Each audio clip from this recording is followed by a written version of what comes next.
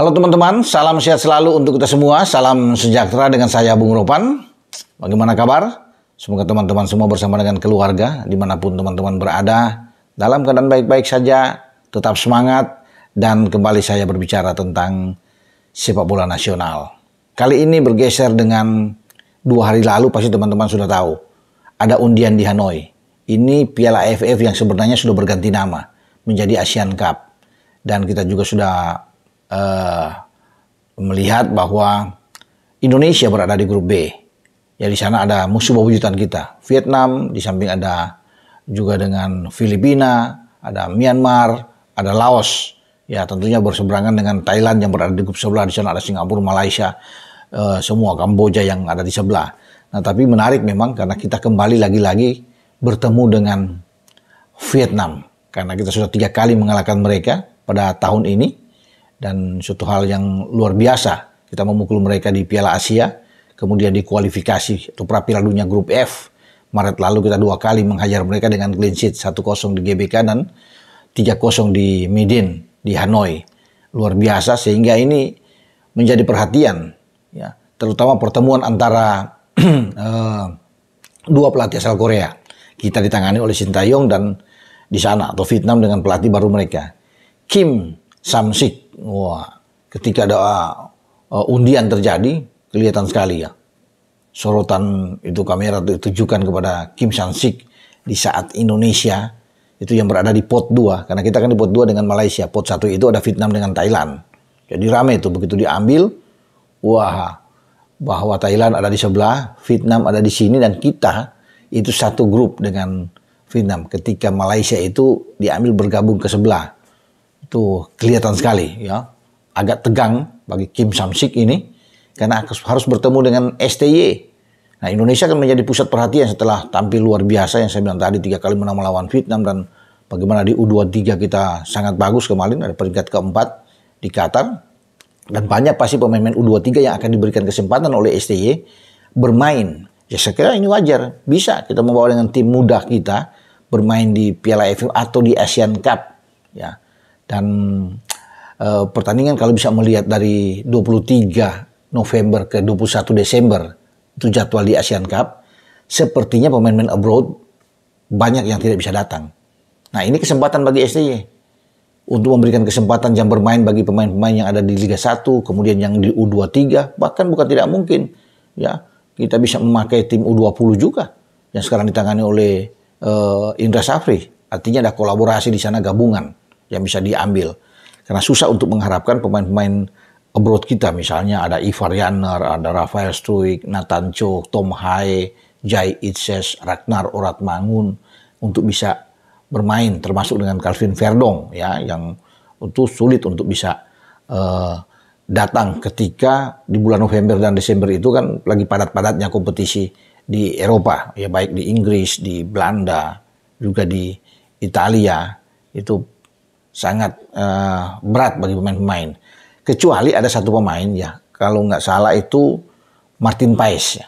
Martin Paes ini kan sudah pasti bisa bermain kalau sudah, apalagi di bulan November dan Desember. Ini penjaga gawang dari FC Dallas, karena kompetisi di sana itu nampaknya libur pada saat itu. Jadi bisa STY panggil untuk bisa memperkuat tim Indonesia, Martin Paes di Piala AFF atau di Asian Cup ini. Selebihnya saya pikir waktunya kasih kesempatan kepada pemain-pemain lokal kita. Ya, kalaupun ada yang bisa bergabung, mungkin ya Pratama Arhan yang ada di Suwon atau Asnawi Mangku Alam yang berada di Port. Ya, Asnawi bisa bermain. Dan kita akan lihat bagaimana ya komposisi pemain yang akan ditetapkan oleh STY. Dan kalau dia mengandalkan pemain tim U23, saya juga setuju. Bagus karena banyak Muhammad Ferrari, ya, Fajar Fatur Rahman, ya, kemudian kita bisa melihat juga dengan Kelly Schroyer, banyak kan, Ramadan Sananta, semua bisa diandalkan. Dimas Derajat juga bisa dipanggil, Ricky Kambuaya, bisa ada Rahmat Irianto, semua bisa dipanggil kembali ya untuk bisa bermain. Ada Edo Febriansa, Afriana Dewangga, ada Komang Teguh, ini semua dimainkan saja menurut saya untuk ditampilkan di Piala atau di Asian Cup ini. Ya, semua tergantung dari STY untuk bisa memanggil pemain-pemain kita bermain di Asian Cup. Karena sekali lagi ya sulit untuk mengharapkan mereka yang ada di luar untuk bisa bermain.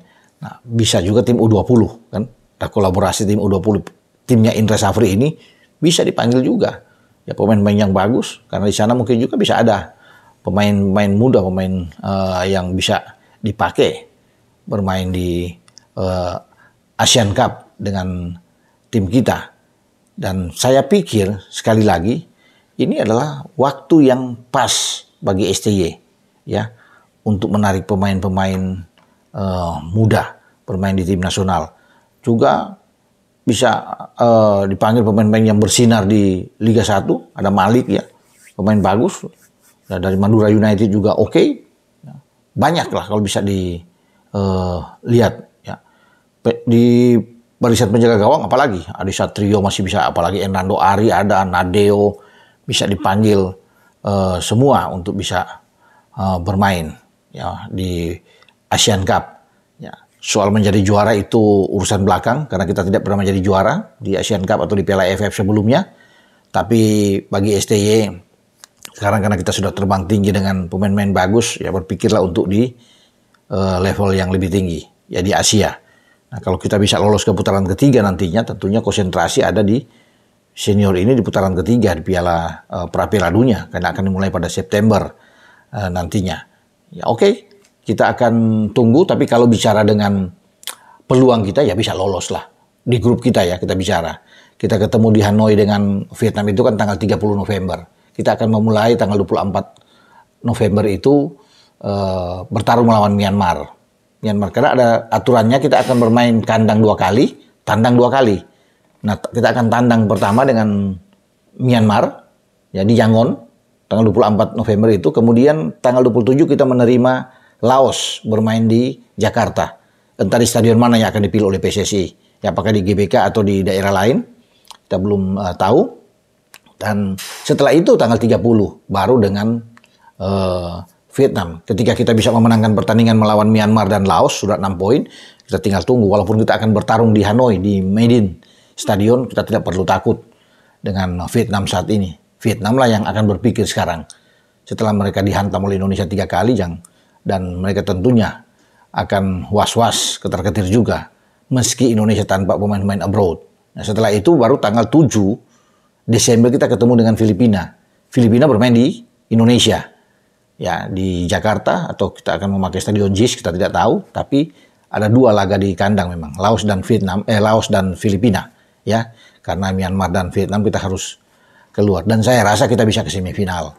Di semifinal inilah kita kemungkinan besar. Ya, kalau kita bisa menjadi juara grup, nah kita bisa ketemu dengan Malaysia atau Singapura. Tapi kalau kita runner up di bawah Vietnam katakan, kita akan ketemu dengan Thailand. Ya, tapi saya masih merasakan bahwa kita sanggup untuk melawan siapapun dan bisa menuju ke final.